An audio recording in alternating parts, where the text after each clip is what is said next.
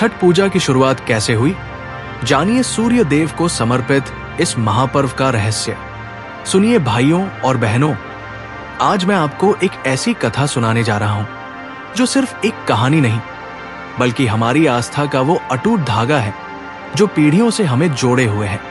ये कथा है छठ पूजा की, उस महापर्व की जो सूर्य देव की आराधना का सबसे पवित्र और कठिन व्रत माना जाता है।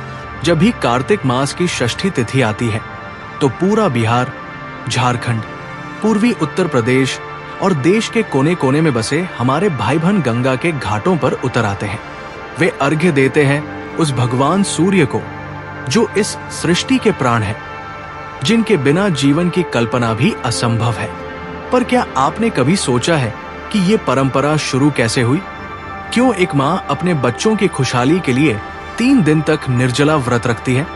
क्यों वह ठंडे पानी में घंटों खड़ी होकर डूबते और उगते सूर्य को अर्घ्य देती है? क्या है इस पर्व के पीछे की वो गहरी कथा जो हर माँ के दिल में बसी है? नमस्कार प्यारे दर्शकों, मैं अर्जुन एक बार फिर आपका हार्दिक स्वागत करता हूँ आपके अपने चैनल विद्या ज्ञान सागर में। दोस्तों, आज हम एक नई कहानी और एक नया वीडियो लेकर आपकी सेवा में उपस्थित हुए हैं। आज की कथा अत्यंत ज्ञानवर्धक और प्रेरणादायक है। कथा शुरू करने से पहले आपसे एक विनम्र निवेदन है। शास्त्रों में कहा गया है कि अधूरी छोड़ी गई कथा दुख और पाप का कारण बनती है, इसलिए इसे अंत तक अवश्य सुनें। और अगर आप अपनी माँ से सच्चा प्रेम करते हैं तो इस वीडियो को लाइक करें, हमारे चैनल को सब्सक्राइब करें और कमेंट में माँ लिखकर अपना समर्थन दें। तो आइए बिना किसी विलंब के आरंभ करते हैं आज की प्रेरणादायक कथा। त्रेता युग की बात है, जब अयोध्या नगरी अपने गौरव के शिखर पर थी। महाराज दशरथ का शासन था, जिनकी न्यायप्रियता और प्रजापालन की ख्याति तीनों लोकों में फैली थी। उनके 4 पुत्र थे, राम, भरत, लक्ष्मण और शत्रुघ्न।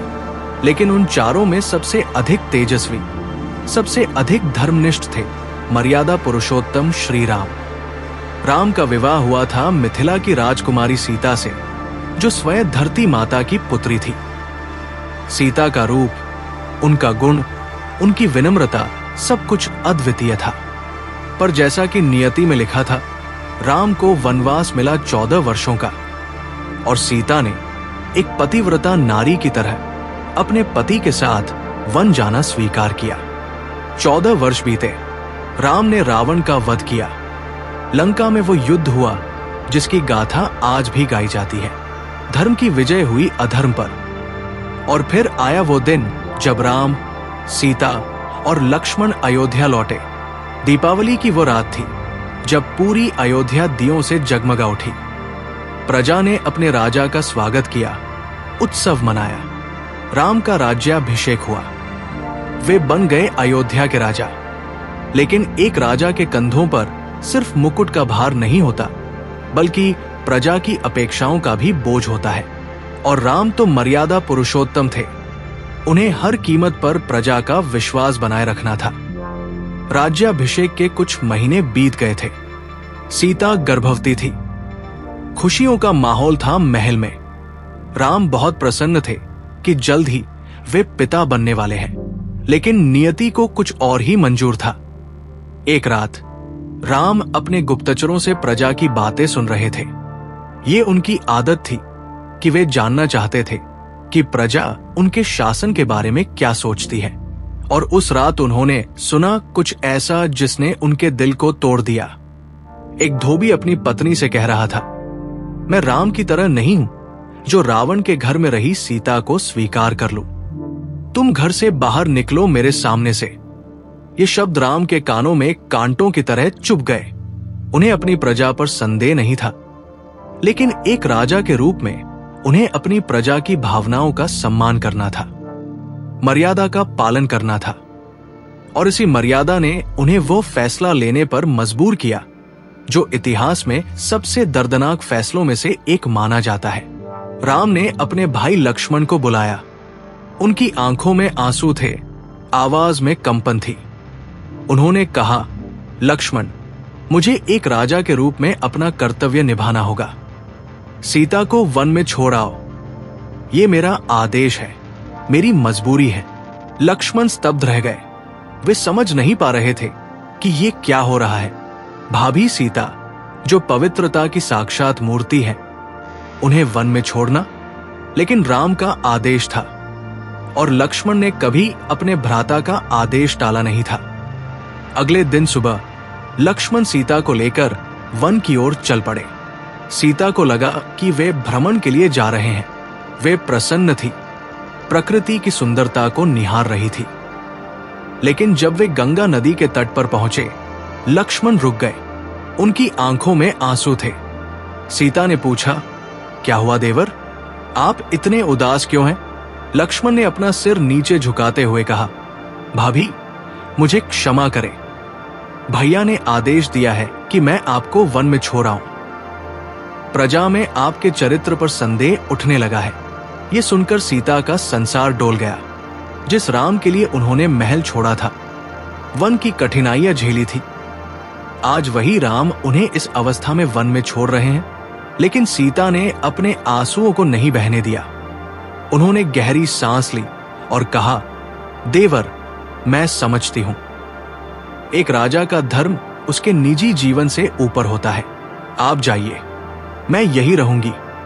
लक्ष्मण की आंखों से आंसू बह रहे थे।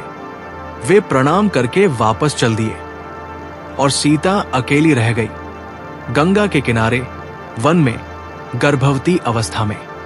थोड़ी देर में वहां से गुजरे महर्षि वाल्मीकि। उन्होंने सीता को देखा तो तुरंत समझ गए कि क्या हुआ है। वे महान ऋषि थे, उन्हें दिव्य दृष्टि प्राप्त थी। उन्होंने सीता को अपने आश्रम में रहने का आश्रय दिया। वाल्मीकि आश्रम शांत था, पवित्र था।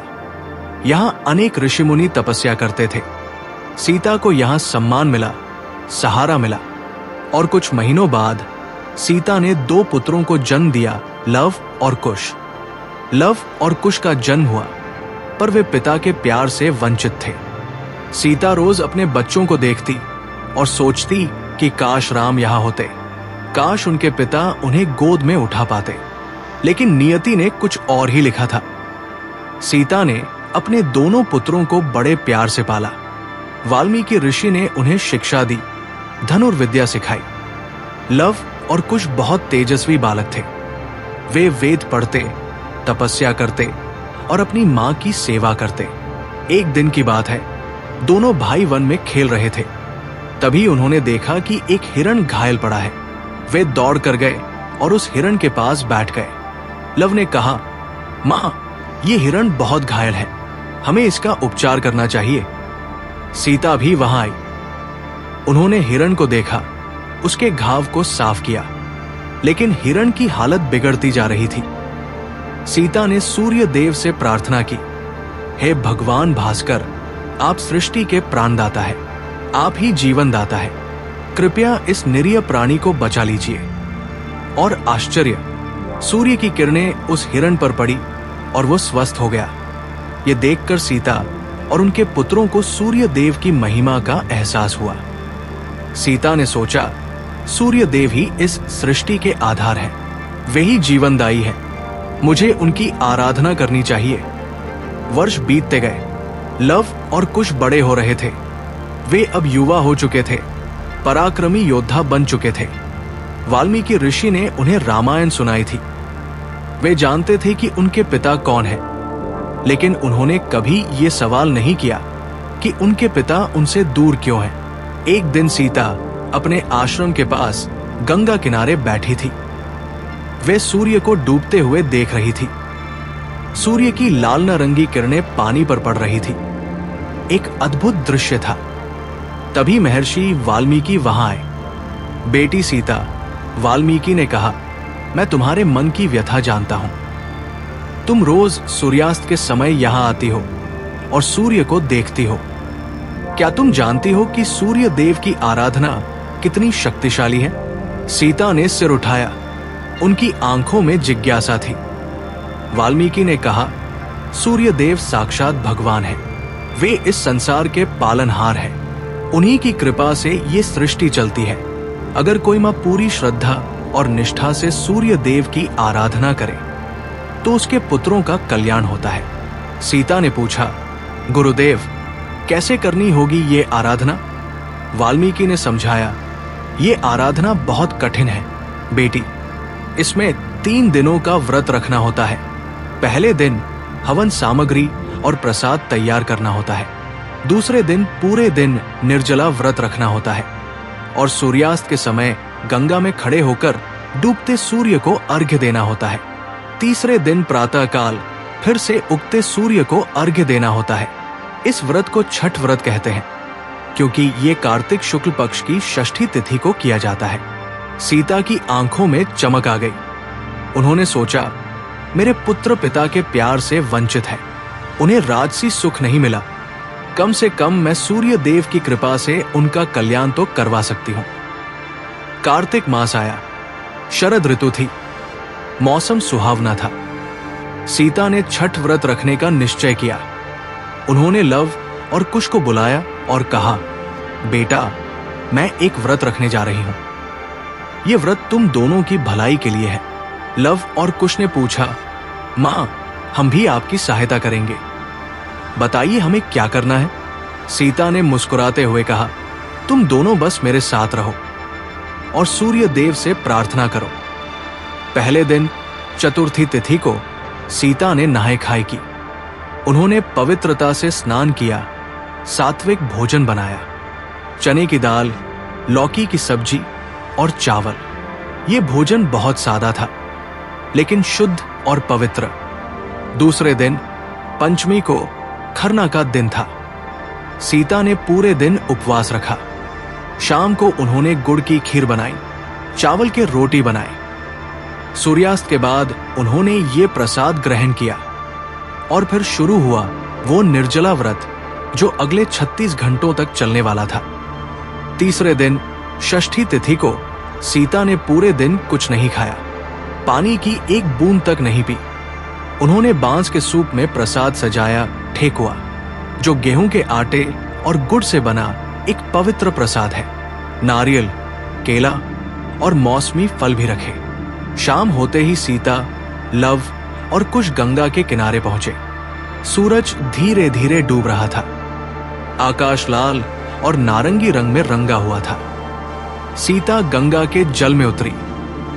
पानी ठंडा था लेकिन उनके मन में इतनी श्रद्धा थी कि उन्हें ठंड का एहसास तक नहीं हुआ। उन्होंने अपने हाथों में जल लिया, सूप को सिर पर उठाया और फिर डूबते सूर्य को अर्घ्य देते हुए बोली, हे भगवान भास्कर, हे सूर्य देव, आप इस सृष्टि के प्राणदाता है, आप ही जीवन के आधार हैं। मैं आपसे प्रार्थना करती हूं कि मेरे पुत्रों को लंबी आयु दे, उन्हें स्वस्थ रखें, उनके जीवन में खुशियां लाएं। जैसे ही सीता ने यह प्रार्थना की, आकाश में एक अद्भुत घटना घटी। सूर्य की किरणें अचानक और तेज हो गई। एक दिव्य प्रकाश चारों ओर फैल गया और सूर्य देव स्वयं प्रकट हुए। सूर्य देव का तेज इतना प्रखर था कि सीधे उन्हें देखना मुश्किल था, लेकिन उनकी आवाज बहुत मधुर थी, बहुत करुणामयी। उन्होंने कहा, बेटी सीता, मैं तुम्हारी श्रद्धा से बहुत प्रसन्न हूं। तुमने जिस भक्ति भाव से मेरी आराधना की है वो अद्वितीय है। तुम्हारे पुत्र महान योद्धा बनेंगे, उनका यश तीनों लोकों में फैलेगा। सीता ने हाथ जोड़कर कहा, प्रभु, मैं सिर्फ यही चाहती हूं कि मेरे बच्चे स्वस्थ रहें, खुश रहें, उन्हें आपका आशीर्वाद मिले। सूर्य देव ने कहा, तुम्हारी ये आराधना, ये व्रत केवल तुम्हारे लिए नहीं है बेटी, ये व्रत आने वाली सभी माताओं के लिए एक मार्ग बनेगा। जो भी मां अपने पुत्रों की भलाई चाहेगी वो इस व्रत को करेगी और मैं उसकी मनोकामनाएं पूरी करूंगा। ये व्रत छठ व्रत के नाम से जाना जाएगा। ये कहकर सूर्य देव अंतर्ध्यान हो गए, लेकिन उनका आशीर्वाद सीता और उनके पुत्रों पर बना रहा। अब आइए जानते हैं कि छठ पूजा कैसे की जाती है। ये 4 दिनों का पर्व है और हर दिन की अपनी महत्ता है। पहला दिन नहाए खाए। ये कार्तिक शुक्ल पक्ष की चतुर्थी तिथि को होता है। इस दिन व्रती सुबह स्नान करके घर की साफ सफाई करते हैं। पूरे घर को पवित्र किया जाता है। फिर सात्विक भोजन बनाया जाता है लौकी की सब्जी, चने की दाल और चावल। ये भोजन सबसे पहले व्रती खाता है, फिर परिवार के अन्य सदस्य। इस दिन से घर में पवित्रता का वातावरण बन जाता है। दूसरा दिन खरना, ये पंचमी तिथि को होता है। इस दिन व्रती पूरे दिन निराहार रहता है। शाम को गुड़ की खीर बनाई जाती है, चावल के रोटी बनाए जाते हैं। सूर्यास्त के बाद ये प्रसाद सबसे पहले व्रती को दिया जाता है। इसे खरना कहते हैं। खरना के बाद से ही 36 घंटे का निर्जला व्रत शुरू हो जाता है। तीसरा दिन संध्या अर्घ्य, ये षष्ठी तिथि का दिन है, जो छठ पूजा का मुख्य दिन है। इस दिन पूरे दिन व्रती कुछ नहीं खाता पीता। शाम को बांस के सूप में प्रसाद सजाया जाता है। ठेकुआ, जो विशेष रूप से इसी पर्व के लिए बनाया जाता है। नारियल, केला, सेब, संतरा और अन्य फल रखे जाते हैं। फिर पूरा परिवार नदी या तालाब के किनारे जाता है। व्रती पानी में खड़ी होकर डूबते सूर्य को अर्घ्य देती है। ये बहुत ही भावुक क्षण होता है। पूरा वातावरण भक्ति से भर जाता है। चौथा दिन उषा अर्घ्य, ये सप्तमी तिथि की सुबह होती है। व्रती फिर से नदी या तालाब के किनारे जाते हैं। इस बार उगते सूर्य को अर्घ्य दिया जाता है। प्रातःकाल की वो बेला होती है, जब सूरज अभी अभी उगा होता है। उसकी पहली किरणें धरती को छूती है। उस समय अर्घ्य देना एक दिव्य अनुभव होता है। अर्घ्य देने के बाद व्रती प्रसाद ग्रहण करती है और व्रत खोलती है। तो ये थी छठ पूजा की कहानी। ये कहानी त्रेता युग में शुरू हुई थी और आज तक चली आ रही है।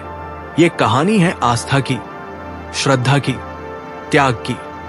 माता सीता ने सबसे पहले ये व्रत किया था।